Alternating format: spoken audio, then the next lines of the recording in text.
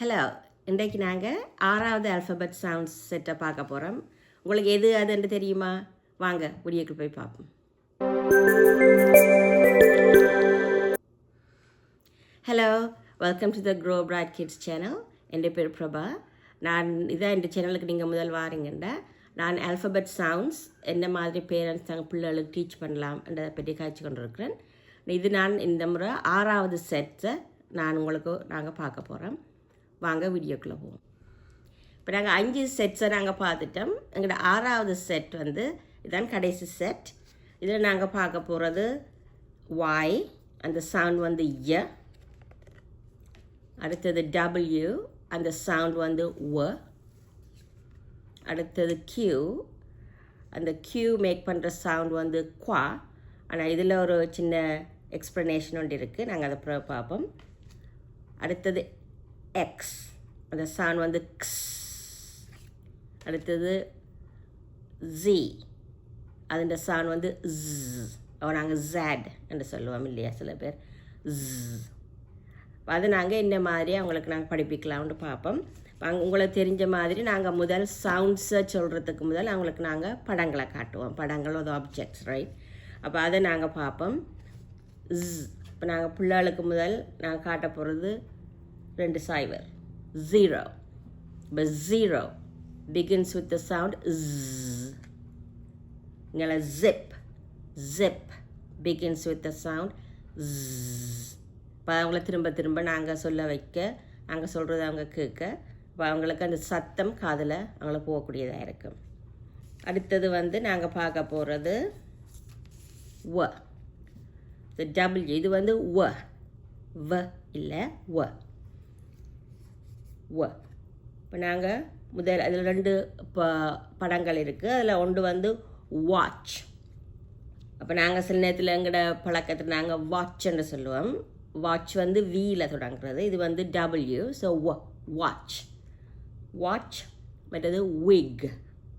இப்போ அந்த 2 இதையும் நாங்கள் அவங்களுக்கு சொல்ல வச்சு அவங்களுக்கு காட்டலாம் எது அந்த சத்தத்தில் தொடங்குதுன்னு சொல்லி. மற்றது வாய், அந்த சவுண்ட் ய. அந்த ய இப்போ நாங்கள் அவங்களுக்கு கேட்க வைக்கிறது இது யாக், ய ய யாக், ய yellow.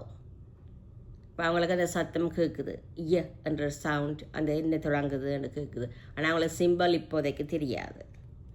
மற்றது நாங்கள் எக்ஸுக்கு க்ஸ்.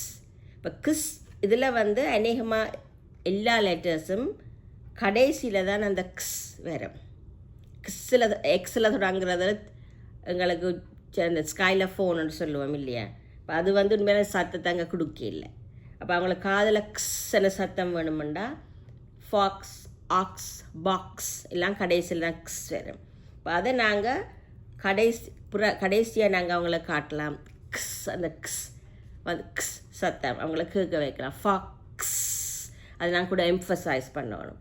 அப்போ க்ஸ், அக்ஸ், அப்போ அவங்களுக்கு காதில் கேட்கும் அந்த க்ஸ் என்ற சவுண்ட். மற்றது கியூ. கியூவில் ஒரு இன்ஃபர்மேஷன் என்னென்னா, கியூ தனியாக சவுண்ட் கொடுக்காது. கியூக்கு சேர்ந்து யூ வந்தால் தான் அது குவா. இதை நீங்கள் பார்க்கலாம். இதில் QU, question. ஸோ குவா குவா, அந்த யூ அதில் தேவை. ஆனால் அந்த இதுவும் எக்ஸையும் கியூவையும் நீங்கள் கடைசியாக எல்லா ஆல்ஃபபெட்ஸும் முடிஞ்ச பிறகு நீங்கள் காட்டலாம். என்ன அது அதில் எக்ஸப்ஷன்ஸ் இருக்குது. இது குவா. ஓகே, இனி நாங்கள் இப்படி அந்த சவுண்ட்ஸை நாங்கள் ட்ரேஸ் பண்ணி அவங்களுக்கு அதை எப்படி விளங்க வைக்கலாம், அந்த சவுண்டை சொல்ல வைக்கலாம் என்று பார்ப்போம். நாங்கள் முதல்ல இந்த 6வது சவுண்ட் இந்த செட்டில் நாங்கள் ஒய்யை பார்ப்போம். இந்த சவுண்ட் ய. இப்போ நீங்கள் சாண்ட் பேப்பர் லெட்டரில் உங்களோட விரலால் நீங்கள் ய ய ய இந்த நீங்கள் 3 தரம் செய்துட்டு அப்புறம் அவங்கள்ட்ட கொடுக்கலாம் செய்ய சொல்லி. அவங்க மாறி செய்தாலும் நீங்கள் திரும்ப அவங்களுக்கு சரியாக செய்து காட்டலாம். நீங்கள் இப்போ போன முறை செய்த அதே மாதிரி தான். மற்றது இது W. இந்த சவுண்ட் வ வ. இப்போ நீங்கள் வ அண்டு வி சத்தத்தில் இல்லை, வ வ வ. வ.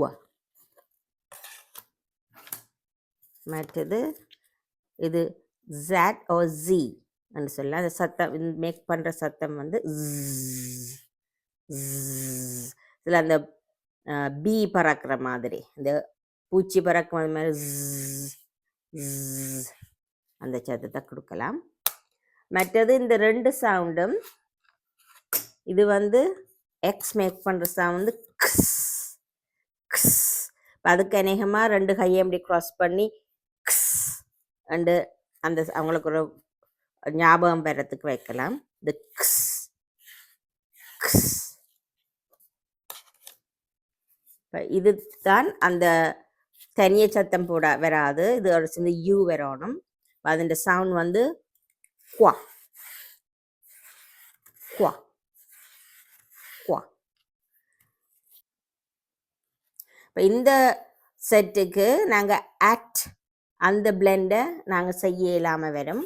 ஆனால் அவங்களுக்கு இப்போ யாட் என்று நீங்கள் சொல்லலாம். அது அவங்களுக்கு பழக்கமாக வாரத்துக்கு அவங்க சவுண்ட் பண்ண சொல்லலாம். ஆனால் அந்த அர்த்தத்தை நீங்கள் சொல்லலாம். அது பெரிய பெரிய ஆக்களுக்கு தேவையான அர்த்தமாக இருக்குது. யாட். பட் இதில் ஒன்று வேட் அண்டு ஒன்று இருக்குது. அப்போ இதை நீங்கள் அவங்களுக்கு வாசிக்கிறதுக்காக ஹெல்ப் பண்ணலாம். ஆனால் அதோட விளக்கத்தை நீங்கள் சொல்லலாம். அது மாதிரி இங்கே ஒன்று இருக்குது ஜாட். இப்போ நாங்கள் தேவையானதுகளை மட்டும்தான் நாங்கள் பிளெண்ட் பண்ணி அவங்களுக்கு காட்டுவோம். அவங்களுக்கு கூட வித்தியாசமான விளக்கங்களுக்காக பிளெண்ட் பண்ண வேண்டிய அவசியம் இல்லை. நான் அடுத்த முறை உங்களுக்கு எல்லா செட்ஸையும் எப்படி செய்யலாம்னு நான் காட்டுத்தரேன். Okay, thank you. நான் இதோட இந்த வீடியோ முடிச்சுக்கொள்கிறேன்.